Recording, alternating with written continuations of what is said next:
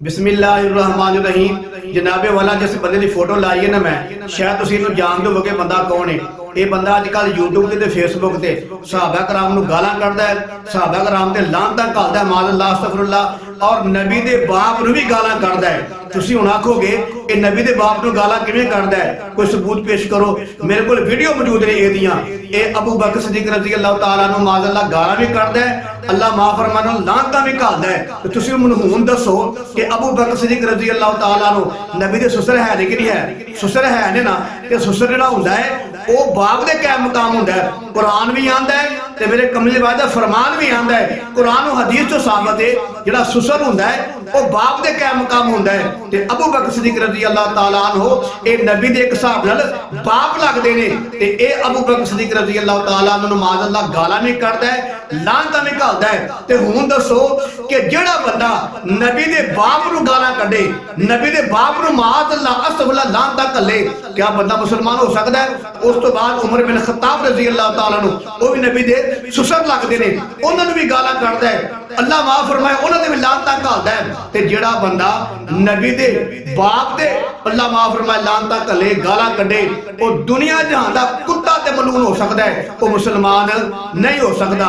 उस तो बाद उस्मान गनी रज़ी अल्लाह तआला अन्हु नबी दे दोहरे दमाद लगदे ने, नबी दे डबल बेटे लगदे ने, ते उन्होंने भी माज़अल्लाह गालां कढदा है, लानतां घल्लदा है। उस्मान रज़ी अल्लाह तआला अन्हु ते इहदी वीडियो मौजूद ने। ते जिहड़ा बंदा नबी दे बाप नूं भी गालां कढे, माज़अल्लाह अस्तगफिरुल्लाह, नबी दी औलाद नबी दे बेटियां नूं भी गालां कढे, दसो यार नाराज ना होयो, ठंडे दिल ना सोचियो, वो बंदा मुसलमान हो सकदा है? ऐ बंदा ओ दुनिया जहान दा मलून है, दुनिया जहान दा कुत्ता है कि जिहड़ा नबी दे बाप नूं भी गालां कढदा है माज़अल्लाह, ते नबी दी औलाद नबी दे बेटियां नूं भी गालां कढदा है। ते मेरी हुकूमत के दरखास्त है, गुजारिश है कि एदा मुंह बंद किया जाए। ये बंदा फसाद फैलांदा पिया। कोई दसो कसम खुदा देवबंदी होवे, बरेलवी होवे, अहले हदीस होवे, मैं ना कसम खुदा मर जाएगा, दोबारा पैदा होकर फिर मर जाएगा, लेकिन अहले बैत दे बारे कोई गंदी गल नहीं करेगा, क्योंकि अहले बैत साडा ईमान ने। अगर अहले बैत नाल मुहब्बत नहीं तो वो बंदा समझो मुसलमान ही नहीं, राई दे दाने बराबर। अगर कोई बंदा अहले बैत दे बारे गल करे ना, असी आने हो बंदा जहन्नम ते जाए, मरे दफा है परा, साडा दा कोई ताल्लुक नहीं। लेकिन अगर कोई बंदा नबी दे बाप नूं बुरा कहे, माज़अल्लाह गाल कढे, या नबी दे बेटियां नूं गाल कढे, हुण दसो हां की ख्याल हो बंदा मुसलमान हो सकदा है? उहदे नाल प्यार करना चाहिए, उहदे नाल मुहब्बत करनी चाहिए है? नहीं।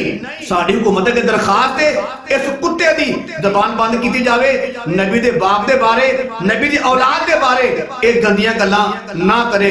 लिहाजा मेरे मुसलमान भाइयों याद रखियो, अबू बकर सिद्दीक रज़ी अल्लाह अन्हु, उमर बिन खत्ताब रज़ी अल्लाह अन्हु, उस्मान गनी हुन रज़ी अल्लाह अन्हु, अली मुर्तज़ा हुन, शेर खुदा हुन, रिज़वानुल्लाह ताला अजमईन, ये सारे दे सारे साडे ईमान दा हिस्सा ने।